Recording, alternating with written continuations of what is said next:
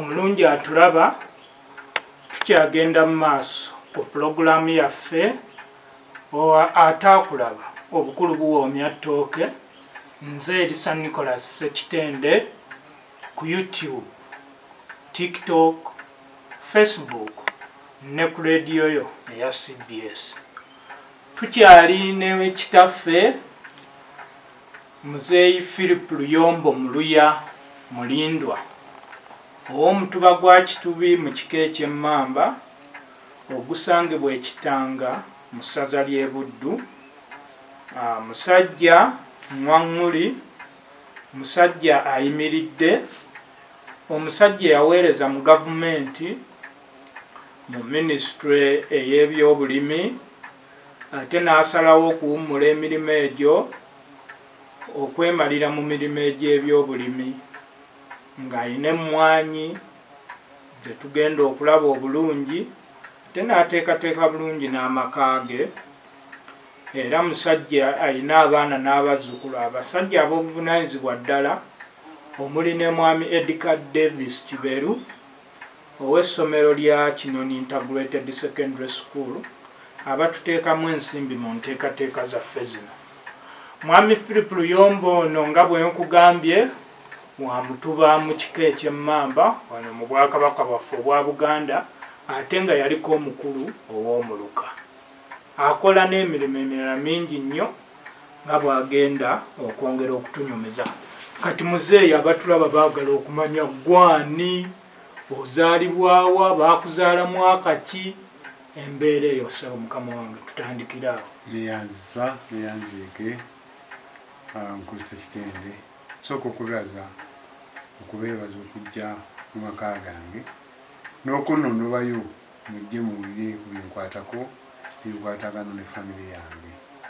Erinnya lyange nze Philip Luyombo Muluya Mulindwa, nzaalibwa omugenzi Yozefu Muluya Kitubi Nsanja agalamidde wano wennyini ku kijja kyaffe. Ndi muzzukulu wa Satulo Wadda naye agalamidde wano. Ndi muzzukulu wa Peetero Salamu Bejja Ssaalongo we agalamidde Kisagazi ekyamuliibwawo. Ndi muzzukulu wa Kitubi, ndi muzzukulu wa Muluya abagalamidde Luwunga Mawokota, ndi muzzukulu wa Ssewabbunda, ndi muzzukulu wa Mafuta Abirye, ndi muzzukulu wa Semirali Sebanakitta Kagenda agalamidde Luwunga, ndi muzzukulu wa Namukuka Egoli Mawokota. Omukadde maama nzaala Lewunia Naluyinda oyeddira Ngonge, era ab'Engonge mwesuneko kubanga mwazaala omusajja nga nze. Maama wange oyo yazaalibwa Kiryankuyege, akalulu bakayita Bujagaali mu ggombolola ekyamuliibwa. Kuzaalibwa kwange nazaalibwa mu mwaka gwa 1949 omwezi gwa 12 ennaku z'omwezi 12. Kanazaalibwa mu ddwaliro Evviira Maria. Bwe nazaalibwa maama n'antuuma erinnya nga bwe liteeka nti omwana bamuzaala abasawo balina okuwandiika linnya kiri banaamuteekako. Olwokuba taata teyaliiwo, yali eno mu kyalo, erinnya n'awaayo mangu lyabba lya Muluya. Era erinnya lya Muluya nentambula nalyo empolampola okutuuka lyakakata enkende ddala ne ku National ID. Nakula mpola kubanga ekyokusabya mu mwaka nga mpezezza ndowooza nga omwaka nga gumu kubanga sinnaguweza bulungi omukadde maama wange n'afa. Era yandika nkyali muto nnyo nga nkyali ku mabeere nenfuna okusomoozebwa tisaayonka bungi kumalayo. Naye tofaayo nange era kyekimu saayonka nnyo. Nze ate nno nakomanga mu mwezi gumu n'ekitundu awo. Kitange bwe yafa mu bbanga eryo nalwala nnyo. Maama n'aŋŋamba amabeere nalwala nengavaako nengagaana ate n'agente nengagaana. So nze ndi wa kyayi mukalu. Kati olwo bakubatirizaawa? Kati ekubatiza nga sinnakutuukako. Jjajjange azaala kitange yaliwo era nga mukazi mukakalukanyi mukozi nnyo ng'akola ne mutabani we kakati yatwala obuvunaanyizibwa bw'okunkuza era amangu ddala yanzija ku kitange ne kuba maama bange abato naasigaza obuvunaanyizibwa n'agula amata yagula nnyo amata ag'emikebe era amata ago mujjukira nga naganywa nnyo amata ago baagayitanga kawande geeti kaalinga ga buwunga simanyi ngeri gye baagatabulanga naye amata ago nasanga emikebe nga mingi ne bampa ekyafaayo ndiri emikebe gye nakola gye nanywa jjajja ng'ayiiya n'agula omugaati natandika okulya kati bwe nasuumukamu yantwala ewa ssengange ssengange yali yafumbirwa bujubi kiri ekyamuliibwa gye bajja ne maama gye yabeeranga kati ewali obufumbo ssenga nembeera ne mukoddomi wange yali awasa ssenga ne ssengange awo wenatandikira mbuuza ekibuzo ky'okubatizibwa nabatizibwa Kabooko ekiko ky'e Kabooko yali yambatiza yali Reverend Father Semwogerere yambatiza aza Semwogerere mu kereziya e Kabooko ng'olina oli wa bbanga ki emyaka sijjukira naye kyendowooza era tyatwala bbanga ddene kubanga maama yali tannaba kufa bakubatiza maama akyaliwo ng'okyali muwere nali nkyali muwere kakati bwe nasuumukamu nga ndi wa ssenga ng'omwana atandise okwogera n'okutegeera ebyokukola bantwala mu nasale nasale eyo yali ku kyalo kyabayita Kabungo Kabungo kiri ekyamuliibwa era ndowooza bazaala ne Erias Lukwago kati omukyalo omuzungu yali yakola essomero eryo bamuyitanga Knox kati ng'ate mukoddomi wange bawasenga avuga motoka z'omukadde z'omukyalo oyo Knox omuzungu kati twavanga ku kyalo e Bujubi netugenda ejingirwa e Kabungo netusoma nasale nasale yanyumira nnyo kubanga kwalinga kuzajja mu biseera ebyo kuvuga butrakita kuvuga bugaali obugaali bwennyini bugaali gaali olwo bw'abaana abato muzungu yali aleese obugaali obwennyini obuzungu era abaana b'ennaku zino bwe bazanyisa gye tuva nno bwe natandika okuba nga ayongera okutegeeramu ne bantwala mu ssomero lye bakijjulula ntandika okusoma P1 bakijjulula nekyo kiri eyo kakobwankale Kalungu eyo gye nava ne bankomyawo eno ntandika okusoma kati kyomukisa omulungi obwongo bwange kuva dda bwali bukwata era bwe natuuka eno ne bantwala mu kibiina ekisooka ekibiina ekyo nakisomamu ndowooza taamu ng'emu ne bakimbuusa ebintu mbirengera bulungi nengenda mu kyokubiri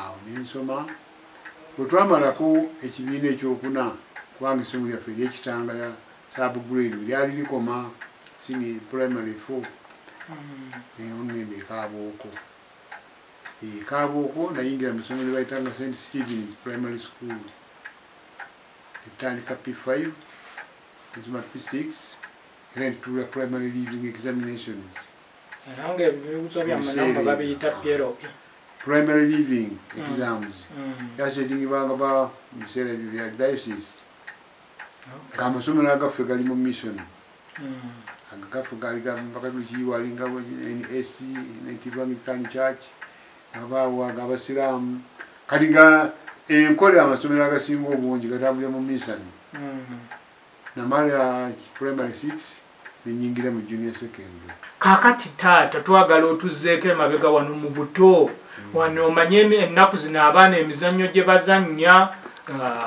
ku ssimu bazannya obusota ku ssimu abantu abeekuba amasasi kyova olaba ebyamasasi bingi nnyo ennaku zino abaana babifuna kuva mu buto ku masimu gaabwe ate eri mu kyalo ennaku zino era batera okuzannyako kakebe era byakwesambasamba bwe bityo kati mmwe mwazannyanga mizannyo kimpulira okubongenje okuzannya enkuyu sibimanyi bulungi mwazannyanga mizannyo ki wano mu buto nga mukula era bazadde bammwe baabalambikanga batya ye bwe wavanga ku ssomero ekawungeezi ng'okola mirimu ki webale nnyo webalega emizannyo gye twazannya okusooka twali bazannyi b'akapiira olujja lwaffe lugazi era nga bulabala kuba kati twalusiimamu emitiiko naye lwali lujja nga lugazi bulungi nnyo ng'era abaana ku kyalo kuno abasinga wano basibira kitaffe yali musajja mulungi ng'ayagala nnyo abaana era yatuguliranga emipiira gino egya raba egy'omukka kati nga tuba najja emipiira minene netusamba tutamalanga okukola wano nga tutwagaddewo tugenda nga netukola ekisaawe ku ttaka lyaffe ku ttale walingawo mutabani waffe nga alina maama we Maria nga balina ettaka ddene eriko mbubbu nga tusaaba tukola ekisaawe musamba bwetasambiranga wano nga tugenda ku ssomero lyaffe eddegeya ku kisaawe netusamba ng'abavubuka twasamba omupiira twazannyanga ng'abaana abato nga buno buddole bano abagula ddole ebiseera bino agula ebyakamotoka n'akazamuvu ne katambula ne kaddeeri fe twabajjanga bubajje ofuna akati n'okabajja netufuna obunanga newabeerangako ewuzi netuteekamu webukolanga emipiira netubeerawo nga twekulunguya mu lujjaawo era nga ebintu by'abaana kwonooneka nga kibiri mu ffe bwe twava ku ekyo okuzannya mmwe mugwekolera mubuti mu bigogo eyo enkuyu twagikuba netugikuba enkuyo kwabanga kufuna oba muti kati mu kikolo ky'emmwanyi n'okabajja n'okakola nekafaananako ng'eŋŋoma kaakati ako kumala okukatema nemukola nemufuna enzibaite entubatuba omutuba mugujjako mugususumbulaku obuuzi obunobusiba ku kati kaakati bwetwazingiriranga mukamalanga okutambula nokakubangako bekebonga nemuzanyiramu exercise tugifunira mu lujjaawo ayo ngule netugikuba enje twazizannya era nga tuzibonga kakati olulagala olwo lwetwalinga tubongerako twaliyitanga lubongo kayonfuna olulagala olulungi oluteeka wansi abamu balwotosanga nako kati nemulyoka muleeta noba nenje nolina aba neye kati nemulyoka mutamulabeeyani esinga okuzina zekuba kati bwe yakubanga nekikuba nekisula ettale nga bwowangudde eyo yesinga amala netubonga enje akapiira mwazannyanga kabyayi akebyayi twakazannyako naye tatabeeranga nga tukazannya bulungi alanga tutugula egyo emipiira egyaki egya raba netuzannya egyo kakati twasamba emipiira egy'oku ssomero bwetwamalanga egyo ngaemirimu gye tukola awaka taata waffe yalina ente alina n'emmwanyi ente zino zabangamu omulaalo naye ngaolunaku ezo olw'omukaaga abaana naffe twenyigira mu kukola ki mu kulunda ente kakati nga tulunda mpalongo era buli lunaku lw'olunda muzeeyi atuwayo Simooni sente 5 bakuwandiika mu kitabo kwegamba nga kituwa mulaala okwekwatira nga tukayana nti aluligo walunda kati nze nyina okulunda kubanga lyakantu kali ka incentive omulungi atulaba kitegeeza kikulu nnyo okwenyigira mu mirimu gy'awaka okuyambako bakadde baffe tusobole okugiyiga newankubadde tuba tulina bye tuyize naye n'egyawaka gino okugitwala mu maaso ate n'okubaako kye tufunamu kyokka ate abazadde omwana bw'akola era musiime mwami Philip Luyomba atugambye nti kitaawe muzeeyi Muluya bwe baanoganga emmwanyi oba ne balunda ente ng'abawaayo abaako kaabasasula okulaga nti omulimu gwabwe gusiimiddwa ne kibawa n'amaanyi nabo okwongera okukola nga tebeeganya. Muzeeyi oli yali musajja mugezi. Ekitabo ffe twakiwandiikanga buntu anoze obutero ndebe zaabanga ndebe bazitayi batunogera mu ndebe mu bapimira opimira endebe mmeka nebiwandiika omanya ne sente mmeka sente 5 kyokka ino reality nga tayinza zituwa mu kaashi naye nga gwomanya li omuwendo gwange guli ekyasinga nga obukulu nga bwetugenda mu ssomero situbangibwa ku fees first day buli kimu kisasula ne ziggwa era nze muzeeyi kyemwenyumirizaamu bwe ndagenda ekitovu bwe ndagenda ekaabooko nabaga nti waliwo ekooti bagiyitanga buleeza ng'eriko n'ebbaaji wano naye nga ekooti eyo egula $8. Abaana bonna nga tebasobola kugula kooti kujjako mukama wange taata wange yasalawo agengulire nze nzekka nze nayambala buleeza nga buleeza omulala agyambala yayindi prefect egula sente $8 yagingulira wamma nenfuuka ate wanjawulo ow'enjawulo omwana ow'ettabba omukubatanyigirwa ku kyalo nga nze kubanga olwekuba emirimu giri gye wakolanga ng'esente zo zirambikibwa mu kitabo kyolowoozaako okukugulira nga bakikugulira essaati ennungi engatto n'ekkooti ya buleezi ogifu kaakati ekintu ekirala kyenjukira obulungi nti sinze nali omwana omukulu mu maka nali mwana wakusatu kuba manyinaffe mukulu nekuddako mukulu wange roman siba nakitta nange nenjirako kati waddayo wansi bato bange naye accountability ebikolebwa byonna byonna awaka nga nze nsinga okukola kiyavunanyizibwa wadde mukulu wange yaliwo naye nga nze gwe basinga okukola era nakubwa nnyo olw'ensobi ezakolebwanga lwaki oli teyakikoze kibituukiriza bulungi embuzi zemedde ku ttale tuzeerabidde tuze mu kusamba akapiira tuze kiro zikyali ku ttale nosooka bandyamu obugonga bubi tugenda ku ttale tukola ki nemuzijjayo naye nkozinonyanga obudde bazibidde ddala obulungi nga nayo nduulu kubanga bazisibye mu kimanga eyo wala neyekweka nayo nesirikangeraabuzibye kati bwe yasirikanga ng'ate olina okunoonya weeritu gyotategedde bagisibye anotandika okukaabamu nga yo kaabamu ngaakabuzituubye ng'okaabamu ngayoyakusaasiranga nekuddamu newuunamu nomanya nti eri wano ebyembi ogenda okutuuka nga yeesiringiridde bagisibye ku muti lusi waliwo matovu waliwo biki noyombamu n'ogikubamu emiggo ekikobe n'ogizza ewaka kakati accountability kuyoola mwanyi kwanikana kwanula emirimu gye twakolanga awaka n'okwera olujja kakati ekirala muzeeyi mukama yamuyamba bwe yakola emirimu gye nayongera okututumuka n'agula akatrakita akatambula walking tractor mu mirimu gye egy'obwekasi n'okukola obulungi ebyokulima waliwo ekampuni yayita tractor gavumenti nebaterako sabuside nebayamba okubajuukiriza nebagula amatanka nebagula wilbarosi nebakola empya za seminti kati emuzeeyo yakola olujja n'agulyako nekatulakita kati nayo kyali kya ssanyu gye tuli nga tikyetagisa kupangisa muntu anakakozesa kujjako nga ffe olw'omukaaga tubeera mu kulima n'okagendako katulakita tokoowa nakoowa okutambuza ebikuta mu nnimiro okubisaasaanya nga tutambuliza katulakita akalina trailer kuja emirimu gy'abakazi twasinga okukola. Amaka ga Muzeeyi Muluya mwe muli leediyo ey'omuluka gonna. Amaka ga Muzeeyi Muluya mwe muli essaawa ey'omutima esanyukira okudda kwa Ssekabaka. Kati amaka ga Muzeeyi Muluya mwe muzze ne katulakita akakola emirimu. Byonna ndowooza biva ku kwewaayo okukola nnyo na buyiiya.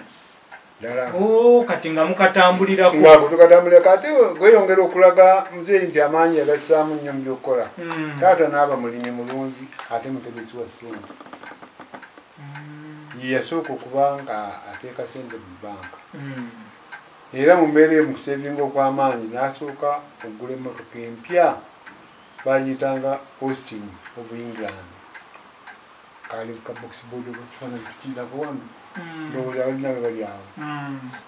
N'agula emmotoka ku kitundu n'abanga wanjawulo aleese enkulaakulana. Emmotoka yali ya box board.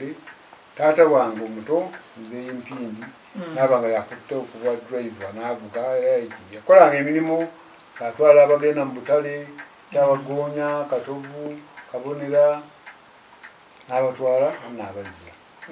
Nammwe ne mukula mu kwenyumiriza okwo ng'ogamba bwe nnaakula nja kubanga taata. Era ffe twalina omukisa ennaku enkulu ezaatuukanga jjukiranga ekigo tulina kimu Kaabooko, waliyo n'Enkoni n'Ekyamaganda. Kati ng'abantu bonna mu bisomesa olina aidha kgenda Kaabooko kati ng'emmotoka eziri mu kitundu n'endala zibapangisizza ne zisomba abantu okuva mu kitundu batwalawa ku kigo. Era ffe Muzeeyi waffe yakeranga Mpindi n'amateeka mu mmotoka namala okutuuka n'alyoka ajja n'asomba abalala ssente 5 okutuusa e Kaabooko n'okukuzza kali n'okusoma ne kubanga betulo batambulanga. Tweyanza nnyo tweyanzeege obadde otubuulira emizannyo gye mwazannyawo nga mu buto then otubuulidde daddi wammwe engeri gye yabatambuzanga ne mukwasaganya emirimu gy'awaka kitukoze bulungi nnyo. Ku ssomero wano ng'osoma primary, junior secondary ne senior secondary wateranga kwetaba mu mizannyo ki? Emizannyo nze gye nasinga okunyumirwa kwalinga kusamba mupiira n'okudduka. Waliwo saali mudduse nnyo ate agenda ewala, naye nga athletics katudduka egyakafubutuko lire egegezaako n'okudduka emayiro, naye nga obusobozi obudduka ennyo bulina, naye nga ngezaako. Omupiira twasambanga twabulanga gwaffe gw'omukyalo nga tugenda ne tukola butiimu bwaffe obw'abaana muzamba, naye nga waliwo ttiimu zaffe enkulu ze zasambanga obulungi. Emizannyo gina gimu bwe twatuga mu athletics, kasuka akazito, kasuka lunyago, n'okusika omuguwa ng'oparticipatinga nawe n'otekako amaanyi muguwa ne musika. Olina byojjukira bye mwawangulayo gwe ng'omuntu oba ng'essomero mu mizannyo egyo gye weenyigiramu? Kale mupiira ku St. John's we twali, St. John's Kabooko, ttiimu yaffe yakola nnyo, yasamba bulungi nnyo era n'etuumibwa erinnya St. John's Lions. Nga tusamba nnyo omupiira, ttiimu yaffe nga nnungi, twewanya mu Masaka wano n'obutiimu bwonna netukola ki? Nga mubukuba. Netugamba nti nettaka tutandule ku bigere. Lumu ne bagamba nti katugende tusambeko ekisubi. Wali essomero bayita St. Savio. Emmotoka netutwala netugenda n'okulambula, twalinga kulambula. Tugenda Savio, tusamba omupiira, tukole ne debate, ate tuyimiremu tudde. Kakati tugenda nga tusamba, era basamba nga ttiimu yaffe ennungi nnyo. Tweyanza nnyo, tweyanzeege. Ng'asoma yeenyigira mu mizannyo omuli okudduka n'emipiira, era nga bwatugambye bwe bagusambasambamu wano mu kyalo ne ku ssomero yagukubira ddala. Ettiimu y'e Kabooko n'efuuka ndala wano mu Masaka ne zifuuka empologoma za St. John's, ne bayitawo mpaka Kisubi olw'ebitone ebyo.